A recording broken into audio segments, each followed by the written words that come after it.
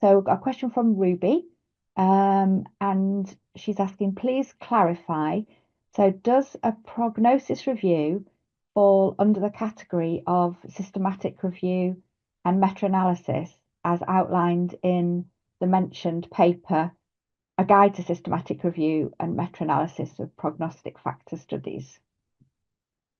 Yeah.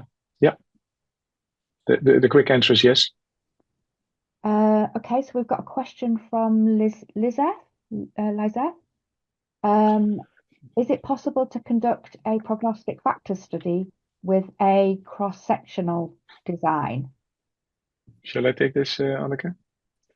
Thanks for this question. This used to be my hobby, my methodological hobby, and this is a challenging question. And the quick answer, you would almost say conceptually no, because by definition, prognosis means in time. So the factor needs to be before the outcome. That's by definition. That's in the word. That's what prognosis means. But then we are too strict in the learning because if the prognostic factor is more or less constant over time, then there's nothing wrong. For example, which has been done, blood group type, A, B, O, etc., in relation to, for example, venous thrombosis. You don't need to do the prognostic factor measurement 10 years ago to see what the blood type was, and then follow somebody up 10 years later to see whether they get venous thrombosis. That would actually be very inefficient design. You can do a cross-sectional design. You can actually even do a case control design, selecting people with or without venous thrombosis and then measure at that point in time their blood group, because the blood group is constant over time. The same applies to DNA. That's why DNA studies are very often, not always, but they're often cross-sectional, let alone mutations, of course. So it depends on the factor. So the quick answer is yes or no. Be careful with cross-sectional designs and also to include them in your review. But if the factors are actually constant over time, it might be a very efficient design. And as you know, if you do a cross-sectional, even a case control study, the estimated odds ratio, provided that the sampling was correctly done of the case and controls, is a good measure of the risk ratio. Is this a sufficient answer? Which was, you said? Yeah, thank you. That's interesting. I always assumed you can't use a cross-sectional design, but that's really interesting. Yeah. Okay, thank you. And a question from Anil. So what type of questions would you formulate in a systematic review of prognostic studies?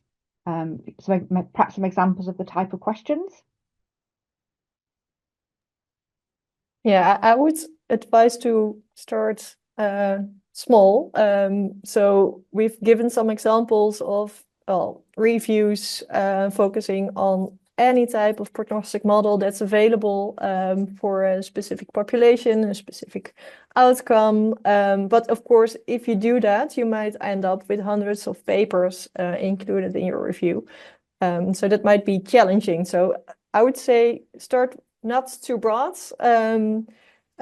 Start with a more focused review question, maybe for a specific model or a specific handful of models, or a specific prognostic factor. Start there, get some experience with everything before you dive into such a broad project. Rachel, I think I now understand the question of Ruby also. To come back, it's the term prognosis review, which is confusing. Yeah, it's a good question. Actually, what we heard, the better wording is review of prognosis studies, like review of intervention studies or review of DTA studies. But I learned, I'm not a native English speaker, as you know, but I learned that prognosis review means the same thing in English as review of prognosis studies, and prognosis review is shorter. So prognosis review means review of prognosis studies, and then there are three types: review of overall prognosis studies, review of prognostic factor studies, which is that paper Ruby refers to, and reviews of prognostic model studies. I think this is the clarification of her question. That's great. Thank you, Carl. Okay, we've got a question from Simone. So she says, I'm conducting a review of risk factors associated with the development of a certain condition. Would this be considered a review of prognostic factors or something different? Yeah, this used to be also my hobby, actually still is. And it's a good question. There's a lot of confusion about this. I hope I don't add to this confusion, but clarify it a bit, Simone. If you are really looking on the causal factors, then I think a lot of guidance that we provide here on reviews of prognostic factor studies can be used for that. But to be explicit, we are not developing here, we are not advocating it here as tools that are useful or to be used for reviews of causal risk factors. So define the word risk factor. Do you mean truly causal factors? Or do you, what the word means, and that's why I like this discussion so much, the word actually means simply estimating the risk with a factor. But the risk does not need to be causal. And to be very explicit, every causal factor is a predictor, but not every predictor is a causal factor. And in prognostic factor research, we study more factors than the formal causal factors. Take a particular biomarker, for example, that predicts for the prognosis in cancer patients. The biomarker itself is actually a derivative of the cancer and predicts a recurrent cancer, but it not causes that recurrent cancer, but it does predict. PET-CT is a very great prognostic test in cancer patients, but it's not a causal factor, of course, the PET-CT result. So I hope I do not confuse you here. So my suggestion is be very explicit what you mean. Is it a review on causal factors of a particular outcome, development of certain condition, or is it simply which factors predict the risk of that developing that outcome? And if it's the latter, the material is useful that we present here. If I may add on that, I always use yellow fingers as an example because, yellow fingers for lung cancer, it can be a perfect prognostic factor, but of course it's not at all a causal factor because, the smoking is causing lung cancer. So that's why how you can, remember the difference between the two.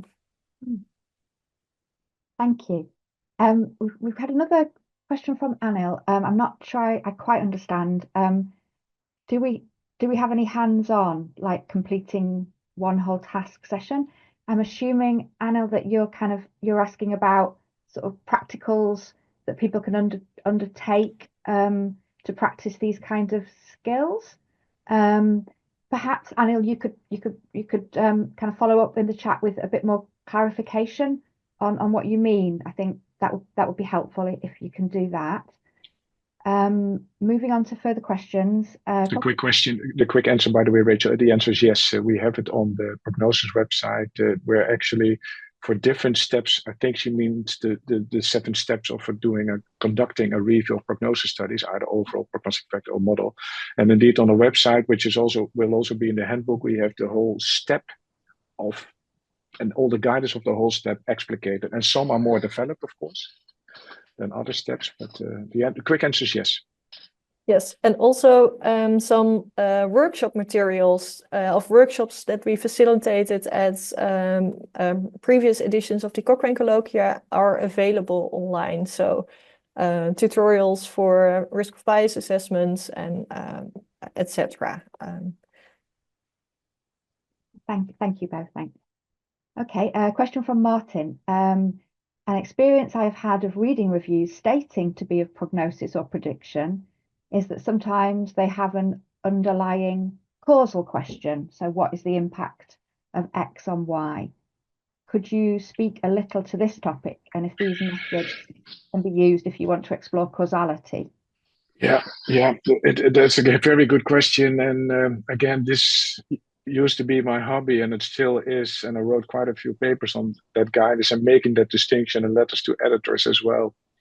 Yeah, I cannot help that people do. But in my view, and not only mine, I mean, talk with causal inference people, they are even much more strict in the learning than I advocate here. But indeed, my view is that they say they do a review on prognostic factors, and actually they're more focusing on the causal factors, or even the other way around. Both is simply possible. And that doesn't really help you. I understand that answer. The only thing I can say that how I make that difference is, if you do a review on causal factors, a causal factor means that if I take the cause away, if I change that factor, the outcome changes. That's what causal means. Then it is somewhere in the causal pathway. But a prognostic factor, so every causal factor is always a prognostic factor by definition. But a prognostic factor are factors. Now take the yellow finger. If I make the yellow finger not yellow anymore, which you can do with paint or whatever, it doesn't change the prognosis. But it was very predictive still.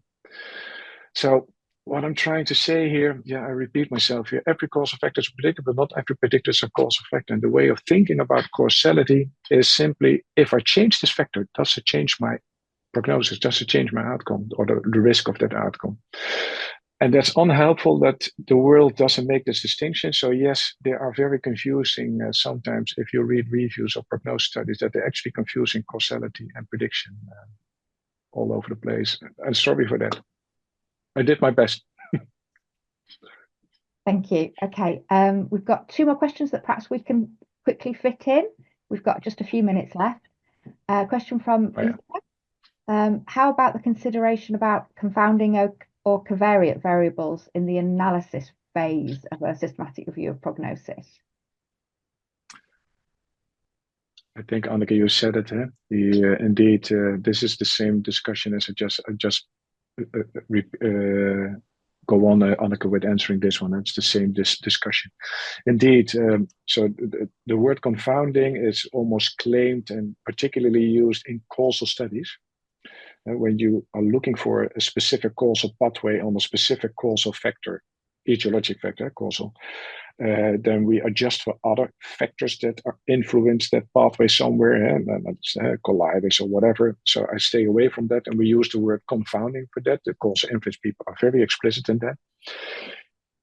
And this matches the previous discussion. In the prognostic factor world, we don't use the word confounding.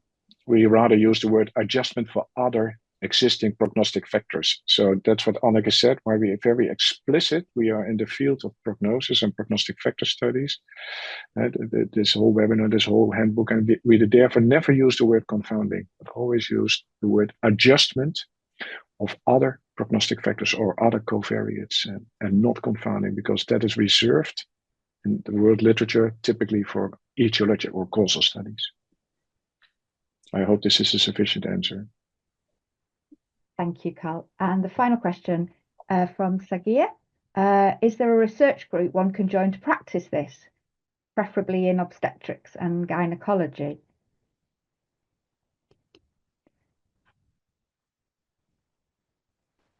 I see you're nodding, Carl. Go ahead. Yeah, I think actually, by the way, but Anneke, do you know that I think the obstetrics and gynecology actually already have conducted a formal Cochrane review, or not, if not more than one. So the answer is yes. So what is typically done, Sagir, is that a Cochrane group, I'm not sure which word to use now, anyhow, a Cochrane group, CRG, for example, obstetrics and gynecology, aiming to conduct a review of prognostic factor, prognostic model over prognosis studies. And then they typically come to the prognosis methods group, and they send an email that actually goes to Anneke to see whether we can help them formulating the research question, giving them the guidance that they need, or referring them to the right material.